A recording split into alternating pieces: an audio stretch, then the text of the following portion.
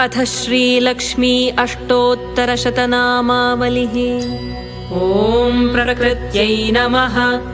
ॐ विकृत्यै नमः। ॐ विद्यायै नमः। ॐ सर्वभूतहितप्रदायै नमः।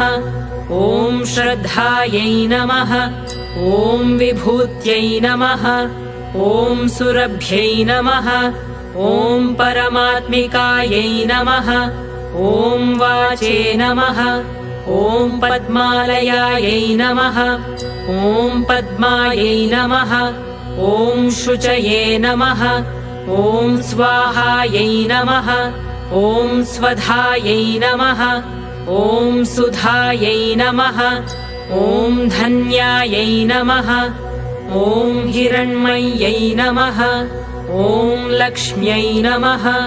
ॐ नित्यपुष्टायै नमः। ॐ विभावर्यै नमः। ॐ आदित्यै नमः। ॐ दित्यै नमः। ॐ दीप्तायै नमः। ॐ वसुधायै नमः। ॐ वसुधारिण्यै नमः। ॐ कमलायै नमः। ॐ कान्तायै नमः। ॐ कामाक्ष्यै नमः। ॐ कमलसम्भवायै नमः। ॐ अनुग्रहप्रदायै नमः। ॐ बुद्ध्यै नमः। ॐ अनघायै नमः। ॐ हरिवल्लभायै नमः। ॐ अशोकायै नमः। ॐ अमृतायै नमः। ॐ दीप्तायै नमः। ॐ लोकशोकविनाशिन्यै नमः। ॐ धर्मनिलयायै नमः। ॐ करुणायै नमः। ॐ लोकमात्रे नमः। ॐ पद्मप्रियायै नमः। ॐ पद्महस्तायै नमः। ॐ पद्माक्ष्यै नमः। ॐ पद्मसुन्दर्यै नमः। ॐ पद्मोद्भवायै नमः। ॐ पद्ममुख्यै नमः। ॐ पद्मनाभप्रियायै नमः। ॐ रमायै नमः। ॐ पद्ममालाधरायै नमः। ॐ देव्यै नमः। ॐ पद्मिन्यै नमः। ॐ पद्मगन्धिन्यै नमः। ॐ पुण्यगन्धायै नमः। ॐ सुप्रसन्नायै नमः। ॐ प्रसादाभिमुख्यै नमः। ॐ प्रभायै नमः।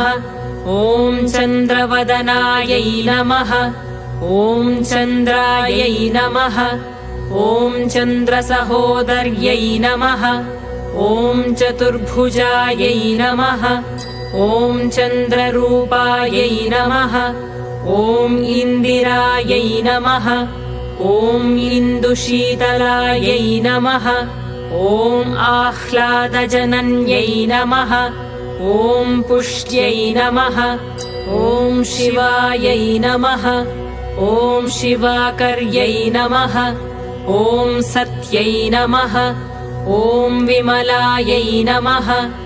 ॐ विश्वजनन्यै नमः। ॐ तुष्ट्यै नमः। ॐ दारिद्र्यनाशिन्यै नमः।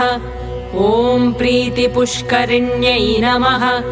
ॐ शान्तायै नमः। ॐ शुक्लमाल्याम्बरायै नमः। ॐ श्रियै नमः। ॐ भास्कर्यै नमः। ॐ बिल्वनिलयायै नमः।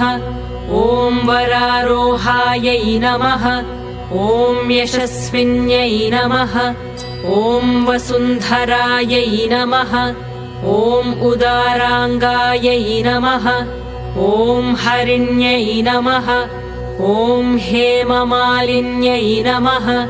ॐ धनधान्यकर्यै नमः। ॐ सिद्ध्यै नमः। ॐ स्त्रैण्यसौम्यायै नमः। ॐ शुभप्रदायै नमः। ॐ नृपवेश्मगतानन्दायै नमः। ॐ वरलक्ष्म्यै नमः। ॐ वसुप्रदायै नमः। ॐ शुभायै नमः। ॐ हिरण्यप्राकारायै नमः।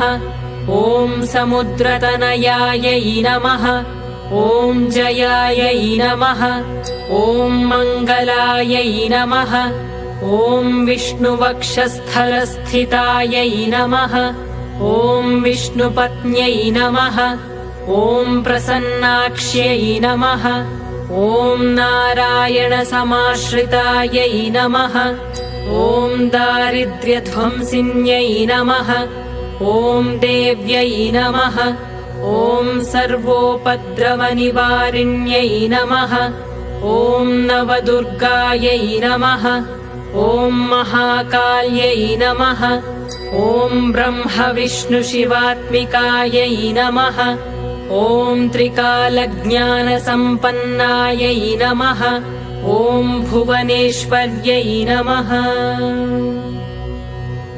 इति श्रीलक्ष्मी अष्टोत्तरशतनामावलिः।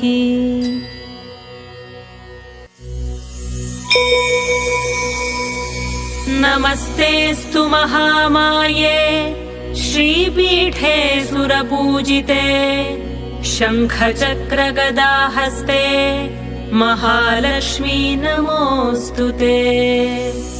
नमस्ते गरुडारूढे कोलासुरभयङ्करी सर्वपापहरे देवी महालक्ष्मी नमोऽस्तु ते। सर्वज्ञे सर्ववरदे सर्वदुष्टभयङ्करी सर्वदुःखहरे देवी महालक्ष्मी नमोऽस्तु ते।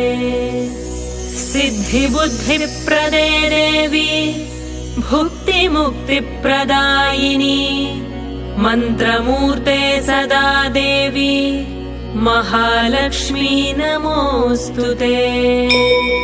आद्यन्तरहिते देवी आदिशक्ति महेश्वरी योगज्ञे योगसम्भूते महालक्ष्मी नमोऽस्तु ते। स्थूलसूक्ष्ममहारौद्रे महाशक्ति महोदरे महापापहरे देवी महालक्ष्मी नमोऽस्तु ते। पद्मासनस्थिते देवी परब्रह्मस्वरूपिणी परमेशी जगन्मातः महालक्ष्मी नमोऽस्तु ते। श्वेताम्बरधरे देवी नानालङ्कारभूषिते जगत्स्थिते जगन्मातः महालक्ष्मी नमोऽस्तु ते। महालक्ष्म्यष्टकं स्तोत्रम् यः पठेत् भक्तिमान् नरः सर्वसिद्धिमवाप्नोति राज्यं प्राप्नोति सर्वदा। एककाले पठेन्नित्यम् महापापविनाशनम् द्विकालं यः पठेन्नित्यम् धनधान्यसमन्वितः त्रिकालं यः पठेन्नित्यम् महाशत्रुविनाशनम् महालक्ष्मीर्भवेन्नित्यम् प्रसन्ना वरदा शुभा। इति श्रीमहालक्ष्म्यष्टकं सम्पूर्णम्।